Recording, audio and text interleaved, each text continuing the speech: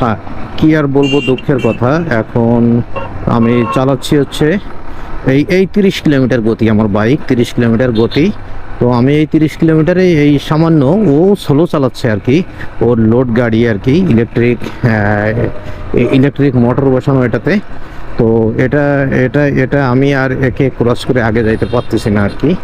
মানে এই 27, 28, এই 30, তো এই 30 কিলোমিটার চালাইলে আমি ওর ওর থেকে আগে যাওয়া কখনো সম্ভব না। এইভাবেই চলতে হবে। আমার পিছন দিক দিয়ে যদি কেউ মেরেও দেয় তাহলে আমাকে 30-এ চলতে হবে। তো এটা কি আসলে কতটুকু যুক্তিসঙ্গত হয়েছে কে জানে। মানে এটা কোনো যুক্তিতেই হতে পারে না যে একটা 160 সিসির বাইক, বা বাংলাদেশে আহ, এখন বাংলাদেশে বাইকের অনুমোদন হয়েছে 350 সিসি পর্যন্ত।